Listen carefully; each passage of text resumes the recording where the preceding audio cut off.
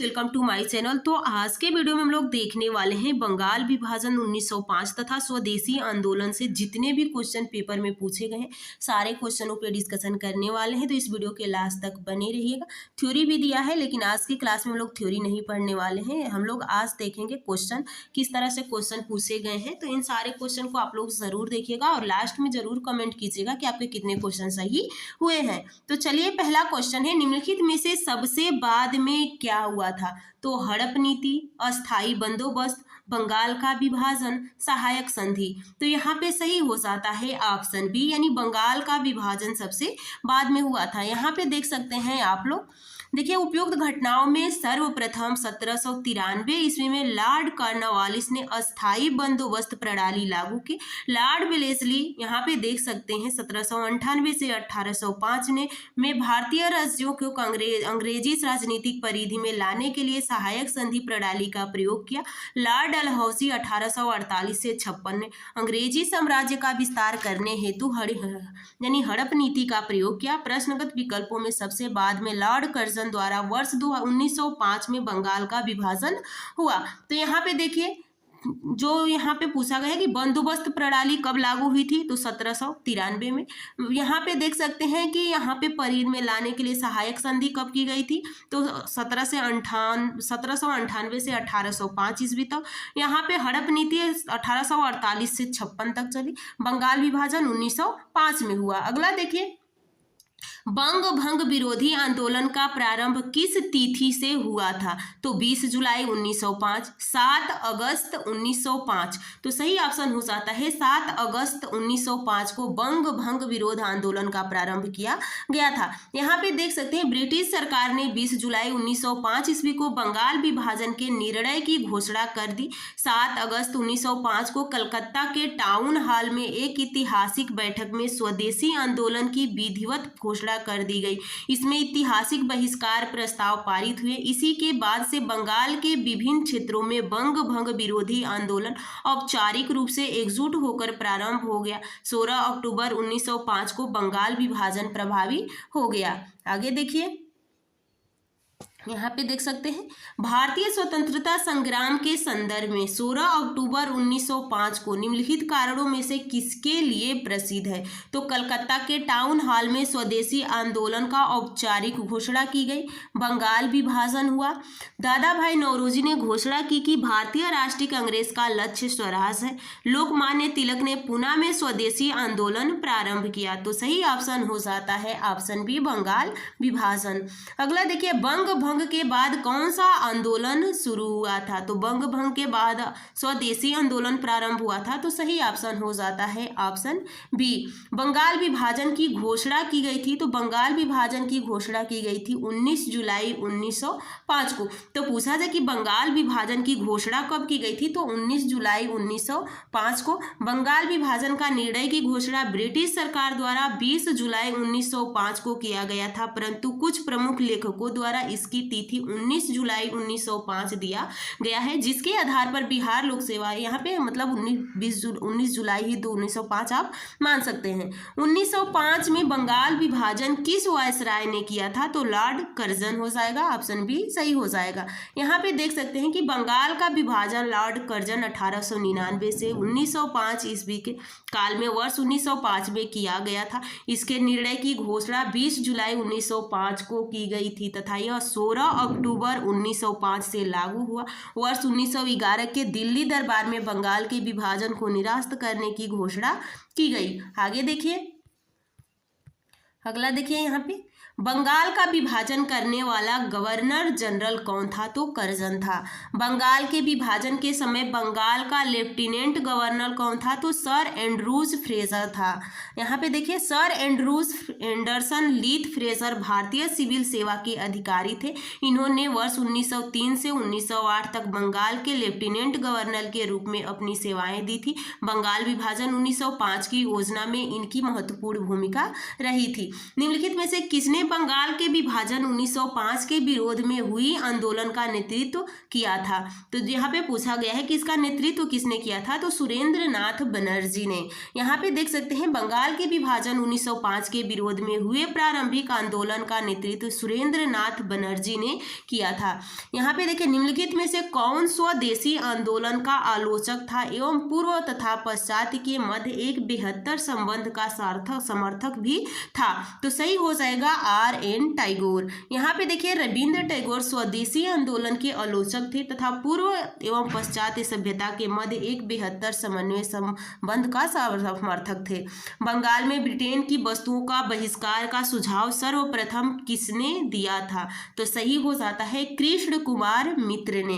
देखिए यहाँ पे बंगाल में ब्रिटेन की वस्तुओं के बहिष्कार को सुझाव सर्वप्रथम बंगाल पत्रिका संजीवनी के संपादक कृष्ण कुमार मित्र ने अपनी पत्रिका के 13 जुलाई 1905 के अंक में दिया था। ब्रिटिश वस्तुओं के बहिष्कार को राष्ट्रीय नीति के रूप में अपनाया गया था। तो सही हो जाता है 1905 में।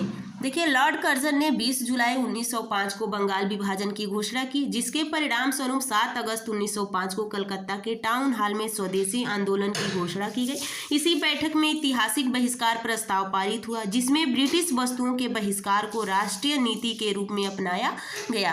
बंगाल विभाजन मुख्यतः किया गया था तो हिंदू और मुसलमानों को विभाजित करने के लिए, प्रशासनिक सुविधाओं के लिए, बंगाली राष्ट्रवाद की वृद्धि को दुर्बल करने के लिए। देखिए उत्तरी तौर पर यद्यपि ब्रिटिश सरकार ने इसका उद्देश्य प्रशासनिक सुविधा बताया था, परंतु वास्तव में बंगाल विभाजन मुख्यतः बंगाली राष्ट्रवाद की वृद्धि को दुर्बल करने के लिए किया गया था। तत्कालीन वायसराय लॉर्ड कर्जन के अनुसार अंग्रेजी हुकूमत का यह प्रयास कलकत्ता के संच्युत करना तथा बंगाली आबादी को बंटवारा करना था। एक ऐसे केंद्र को समाप्त करना था जहां से बंगाल एवं पूरे देश में कांग्रेस पार्टी का संचालन होता था और साजिश से रची जाती थी। यहाँ पे देखिए बंगाल विभाजन के विरुद्ध राष्ट्रवादियों ने निम्नलिखित कार्यक्रम प्रारंभ किया था।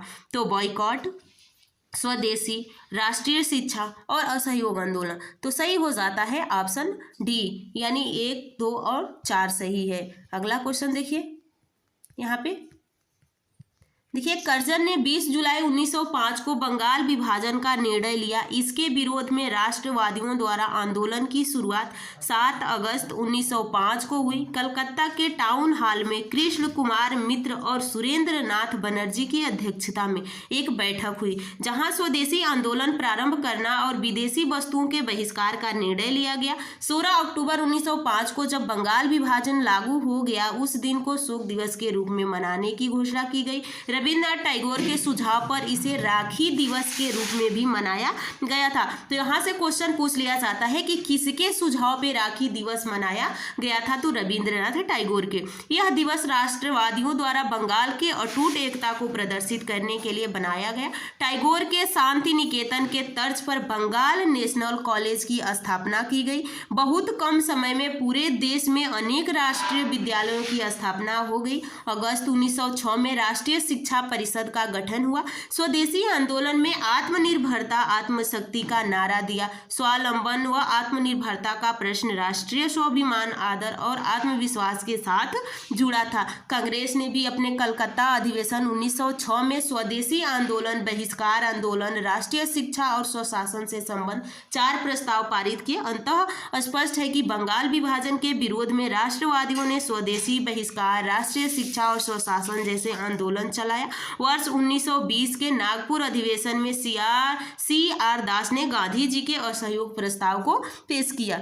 आगे देखिए स्वदेशी और बहिष्कार पहली बार किस घटना के दौरान संघर्ष की विधि के रूप में अपनाया गया था? तो बंगाल विभाजन के विरोध के आंदोलन में। तो ऑप्शन ए ही सही हो जाता है। अगला क्वेश्चन देखिए बंगाल विभाजन के प्रत्याघात के रूप में कौन सा आंदोलन शुरू हुआ था? तो बंगाल विभाजन के प्रत्याघात के रूप में स्वदेशी आंदोलन शुरू हुआ था। आगे देखिए अगला क्वेश्चन क्या है। स्वदेशी आंदोलन के प्रारंभ का तत्कालिक कारण क्या था? तो स्वदेशी आंदोलन के प्रारंभ का तत्कालिक कारण क्या था? लॉर्ड कर्जन द्वारा किया गया बंगाल विभाजन। यहाँ पे स्वदेशी आंदोलन के प्रारंभ का तत्कालिक कारण बंगाल विभाजन था। इस अवधारणा के मुख्य प्रस्तुतकर्ता अरविंद घोष, लोकमान्य बाल गंगाधर तिलक, बिपिन चंद्र पाल तथा लाला लाजपत राय थे। ये लोग स्वदेशी आंदोलन को पूरे देश में लागू करना चाहते थे, किंतु उदारवादी गुट इसके विरोध था। आपको भी पता होगा, एक उग्रवादी और उदारवादी दो नेताएं थे। तो उदारवादी नहीं चाहते थे कि पूरे देश में ये लागू हो। बंगाल 1905 में विभाजित हुआ, जिसके विरोध के फलस्वरूप यह दोबारा विभाजित हुआ। तो यहाँ पे सही हो जाता है 1911 में। अगला देखिए, दिसंबर 1911 में ब्रिटिश सम्राट जॉर्ज पंचम और महारानी मैरी के भारत आगमन पर उनके स्वागत हेतु दिल्ली में एक दरबार का आयोजन किया गया। दिल्ली दरबार में ही 12 दिसंबर 1911 को सम्राट ने बंगाल विभाजन को रद्द घोषित किया। साथ ही कलकत्ता की जगह दिल्ली को भारत की नई राजधानी बनाए जाने की घोषणा की। घोषणा के अनुरूप बंगाल को एक नए प्रांत के रूप में पुनर्गठित किया गया। उड़ीसा तथा बिहार को इससे अलग कर दिया गया, यानी उड़ीसा तथा बिहार को इससे अलग कर दिया गया। असम को एक नया प्रांत बनाया गया, जैसे कि उसकी स्थिति 1874 ईस्वी में थी, तथा सिलहट को इसमें जोड़ दिया गया। अगला है 1905 में लॉर्ड कर्जन द्वारा किया गया बंगाल विभाजन कब तक बना रहा? तो प्रथम विश्व युद्ध तक, जिसमें अंग्रेजों को भारतीय सैनिकों की आवश्यकता पड़ी और विभाजन समाप्त किया गया। सम्राट जॉर्ज पंचम द्वारा दिल्ली में 1911 के शाही दरबार में कर्जन के अधिनियम के निराकृत किया जाने तक। तो ऑप्शन बी ही सही हो जाता है। देखिए अगला, यहाँ पे अगला क्वेश्चन क्या दिया गया है? लॉर्ड कर्जन द्वारा 1905 में किया गया बंगाल विभाजन रद्द किस वर्ष हुआ था? तो 1911 में। भारतीयों के विरोध के कारण बंगाल को फिर से कब एकीकृत किया गया? तो 1911 में। मदरसा में स्वदेशी आंदोलन का नेतृत्व किसने किया था? तो चिदम्बरम पिल्लौ ने किया था। तो यहाँ पे ऑप्शन सी सही हो जाता है। बंगाल से प्रारंभ हुए स्वदेशी आंदोलन को लोकमान्य तिलक ने सारे देश, विशेषकर मुंबई और पुणे में अजीत सिंह और लाला लाजपत राय ने, पंजाब एवं उत्तर प्रदेश में सैयद हैदर रज्जा ने, दिल्ली में तथा चिदम्बरम पिल्लौ ने मदरसा में प्रेसिडेंसी में नेतृत्व किया था। निम्नलिखित में से किसने स्वदेशी आंदोलन का नेतृत्व दिल्ली में किया था? तो यहाँ पे सही हो जाता है सैयद हैदर रज्जा ने। यहाँ से ये जरूर याद कर लीजिएगा कि बंगाल से प्रारंभ हुआ स्वदेशी आंदोलन को लोकमान्य तिलक ने सारे देश, विशेषकर बम्बई और पुणे में अजीत सिंह और लाला लाजपत राय ने, पंजाब में और उत्तर प्रदेश में सैयद हैदर रज्जा ने, दिल्ली में तथा चिदम्बरा पिल्लौ ने मद्रासा प्रेसिडेंटी में किया था। अगला देखिए, अगला क्वेश्चन है, निम्नलिखित वर्गों में कौन 1905 के स्वदेशी आंदोलन से मुख्यतः अप्रभावी रहा? तो कौन सा अप्रभावी रहा था? तो यहाँ पे महिलाएं, कृषक, मुसलमान, बुद्धिजीवी। तो यहाँ पे आप लोग का सही ऑप्शन हो जाता है ऑप्शन सी, यानी सी में दूसरा और तीसरा अप्रभावी रहा था। तो दूसरा में क्या है आप लोग का? कृषक, और तीसरा में है मुसलमान। ये दोनों क्या थे? अप्रभावित थे। तो कृषक और मुस्लिम अप्रभावित थे। अगला देखिए, इसमें देखिए, कर्जन ने 20 जुलाई 1905 को बंगाल विभाजन की घोषणा की, जिसके परिणाम स्वरूप 7 अगस्त 1905 को कलकत्ता के टाउन हॉल में स्वदेशी आंदोलन की घोषणा की गई। इसी बैठक में ऐतिहासिक बहिष्कार प्रस्ताव पारित हुआ। स्वदेशी आंदोलन के समय आंदोलन के प्रति जन समर्थन एकत्रित करने के उद्देश्य से अश्वनी कुमार दत्त ने स्वदेश बांधव समिति की स्थापना की। तिलक, लाला लाजपत राय और अरविंद घोष ने पूरे देश में स्वदेशी एवं बहिष्कार का प्रसार किया। इस आंदोलन की सबसे बड़ी विशेषता थी कि महिलाओं को इसमें सक्रिय रूप से भाग लेना, किंतु किसान एवं बहुसंख्यक मुसलमान समुदाय स्वदेशी एवं बहिष्कार आंदोलन से अलग रहे। इसने यहाँ पे देख सकते हैं। निम्नलिखित में से किस आंदोलन के दौरान वंदे मातरम भारतीय राष्ट्रीय आंदोलन का शीर्षक गीत बना? यानी वंदे मातरम। तो बंगाल विभाजन, चंपारण सत्याग्रह, स्वदेशी आंदोलन, असहयोग आंदोलन, रोलेट कानून विरोधी आंदोलन। तो सही हो जाएगा स्वदेशी आंदोलन। यहाँ पे देखिए, स्वदेशी आंदोलन के दौरान 16 अक्टूबर 1905 को का दिन, जिस दिन विभाजन प्रभावी हुआ, पूरे बंगाल में शोक दिवस के रूप में मनाया गया। घरों में चूल्हा नहीं जला, लोगों ने उपवास रखा और कलकत्ता में हड़ताल घोषित कर दी। जनता ने जुलूस निकाला, सवेरे जत्थे के जत्थे लोगों ने गंगा स्नान किया और फिर सड़कों पर वंदे मातरम गाते हुए प्रदर्शन करने लगे। वंदे मातरम इस आंदोलन का शीर्षक गीत बना। लोगों ने एक दूसरे के हाथ पर राखियां बांधी थी, यह जताने के लिए कि बंगाल का बंटवारा अंग्रेज उनकी एकता में दरार नहीं डाल सकते हैं। स्वदेशी की भावना से ओतप्रोत भारत के चरमपंथी राष्ट्रवादी आंदोलन काल के संदर्भ में निम्नलिखित में से कौन सा कथन सही नहीं है? लियाकत हुसैन ने बारिसला के मुसलमान किसानों के आंदोलन में उनका नेतृत्व किया। 1879 में राष्ट्रीय शिक्षा योजना सतीश चंद्र मुखर्जी द्वारा तैयार की गई। बंगाल नेशनल कॉलेज की स्थापना वर्ष 1906 में हुई, जिसके प्रधानाचार्य अरविंद घोष थे। टैगोर ने आत्मशक्ति का उपासना का उपदेश दिया, जिसका मुख्य उद्देश्य गांवों का सामाजिक और आर्थिक पुनरुद्धार था। तो यहाँ पे आप लोग का सही ऑप्शन हो जाता है, यहाँ पे देख सकते हैं ऑप्शन ए। यहाँ पे देखिए बारिसला के मुसलमान किसानों के आंदोलन में उनका नेतृत्व अश्वनी कुमार दत्त ने किया था। स्वदेशी आंदोलन के संबंध में निम्न में से कौन सा कथन सही नहीं है?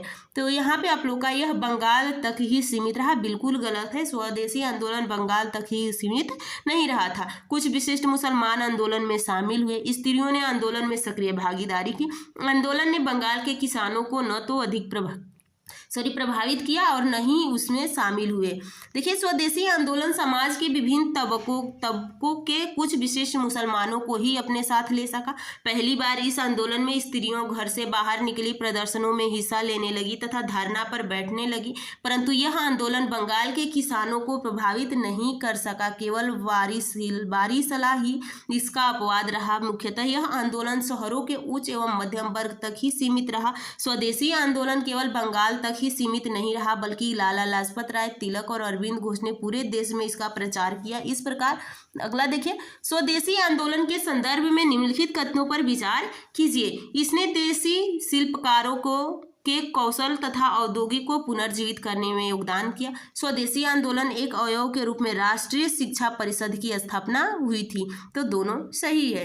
अगला देखिए यहाँ पे, स्वदेशी आंदोलन ने भारतीय शिल्पकारों तथा उद्योगों को पुनर्जीवित करने में महत्वपूर्ण भूमिका निभाई थी। कलकत्ता कस्टम ऑफिस के अनुसार इस दौरान सूती वस्त्र आयात में लगभग 22% और जूता चप्पल आयात में लगभग 68% की कमी आई थी तथा हथकरघा उद्योग, रेशम एवं वस्त्र उद्योग, लोहे एवं इस्पात उद्योग, चमड़ा उद्योग आदि को इससे व्यापक प्रोत्साहन मिला था। स्वदेशी आंदोलन के दौरान 1906 में राष्ट्रीय शिक्षा परिषद का गठन किया गया था, जो कि स्वदेशी आंदोलन का प्रमुख घटक थी। इसका उद्देश्य साहित्यिक, वैज्ञानिक और प्रौद्योगिकी क्षेत्र में स्वदेशी नियंत्रण के तहत राष्ट्रीय शिक्षा को बल प्रदान करना था। अगला क्वेश्चन देखिए, ब्रिटिश पत्रकार H.W. न्यूएसन जुड़े थे। तो यहाँ पे स्वदेशी आंदोलन से ये जुड़े थे। ब्रिटिश पत्रकार H.W. न्यूएसन स्वदेशी आंदोलन से जुड़े थे। इन्होंने 4 महीने तक भारत में रहकर मैनचेस्टर, गार्जियन, ग्लासगो हेरोल्ड तथा डेली क्रॉनिकल के लिए रिपोर्टिंग की थी। बाद में इन्होंने इस रिपोर्ट को the new spirit in India नाम से पुस्तक के रूप में संपादित किया था। अगला देखिए, भारत के प्राचीन काल परंपराओं को पुनर्जीवित करने के लिए एक Indian society of oriental art की स्थापना की थी। तो यहाँ पे सही हो जाता है अविंद्रनाथ टैगोर ने। राष्ट्रीय आंदोलन के बढ़ते प्रभाव के वातावरण में अविंद्रनाथ टैगोर ने वर्ष 1907 में अपने बड़े भाई गगनेंद्र नाथ के साथ मिलकर Indian society of oriental art की स्थापना की, जिसके द्वारा प्राच्य कला मूल्य को पुनर्जीवन एवं आधुनिक भारतीय कला में नई चेतना जागृत हुई। तो आज की क्लास यहीं पे समाप्त करते हैं। नेक्स्ट में हम लोग देखेंगे कांग्रेस, बनारस, कलकत्ता एवं सूरत अधिवेशन। तो आप